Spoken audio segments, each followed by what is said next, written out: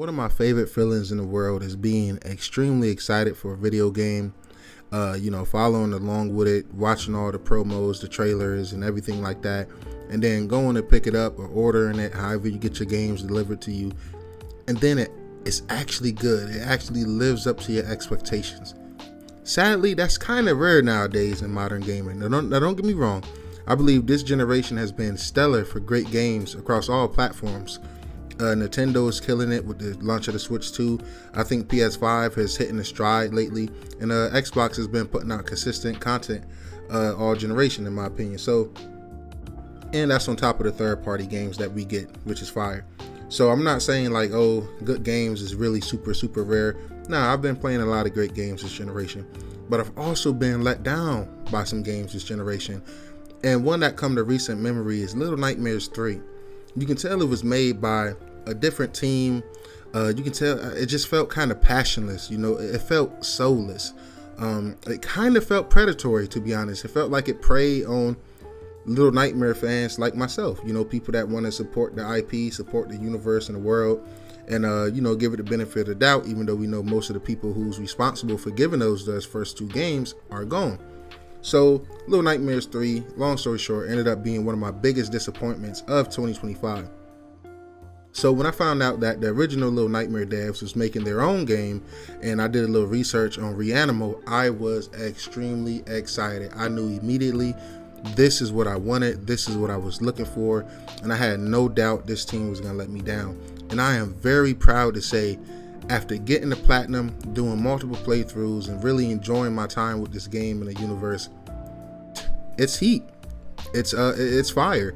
Honestly, it's my favorite. If I put it'll go Reanimal, Little Nightmares 2, then Little Nightmares 1. That's how much I enjoy Reanimal, man. This game is a hauntingly beautiful, dark, twisted game. You guys know I don't do spoilers, but the thing about Little Nightmares is it kind of leaves a little bit up to you to how you interpret the world. And I know Reanimal is its own universe, guys, so forgive me for making so many comparisons, but that's the best comparison I got. You know what I'm saying? But yeah, those games kind of leave it up to the imagination a bit, and I feel like Reanimal does that times 10. My takes away from the story is it's definitely about war. It's about famine, starvation. It's about desperateness. It has some cult activities in there.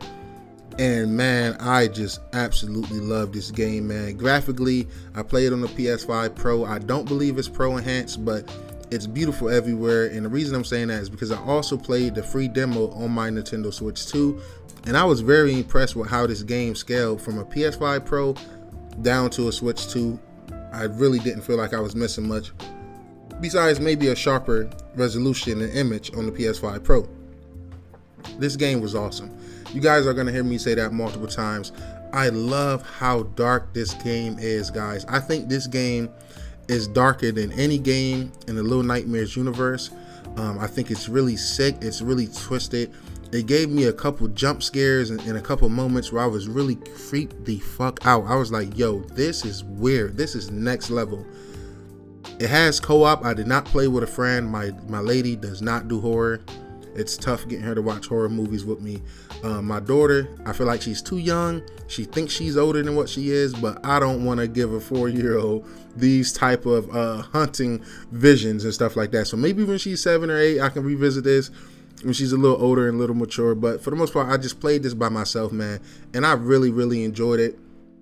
Now, of course, it's short, and some people might not like that. The game can be beaten in about 4 hours. And that's just if you're doing one playthrough. My first playthrough took me like 4 and some change, close to 5. But that's because I really took my time taking in the environment and all the details and stuff like that. And I always played my first playthrough of these type of games without no guide, no help, no reviews or nothing like that, because I just want to take it all in, see what I can find, see how many collectibles I can get on my first playthrough. And then on the second playthrough, if I need a little assistance, if I'm missing a couple things, or for certain missable trophies I need to pay attention to, I'll play alongside with a guide.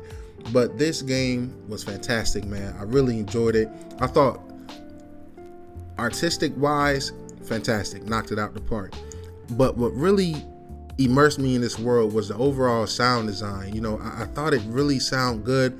You know, voice acting is very light. It's only a few lines said throughout the story, but even those just little kid voice lines really hit home. It really immerses you in this world, and I'm really craving to just know more. You know, I found myself wanting to look up Reanimal stories explained, hoping to find some video essays to get a deeper dive. Not too many games do that nowadays. And when it do come across my, you know, my desk and it's games that make me want to dive deeper into like what's going on in this world, I always have to highlight it.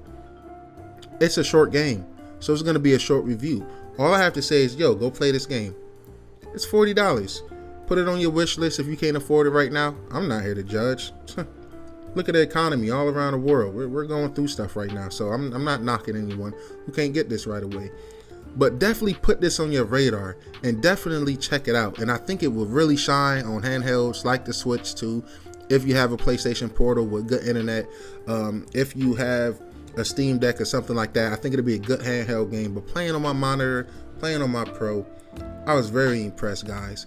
If you like this review that's not filled with sponsored bullshit and a bunch of lies and you know, review codes sent out to sway my opinions, this is the place to go. Make sure you hit that like button. Make sure you subscribe. Let me know, do you like Reanimal? Was you disappointed by Little Nightmares 3 like myself? How do you rank the Little Nightmares series? Do you plan on getting a platinum, or are you a one and done gamer? Yo, I love talking. I love, you know, having back and forth conversation. So never feel afraid to leave your boy a comment, leave a like. I'll catch you guys in the next one. Peace.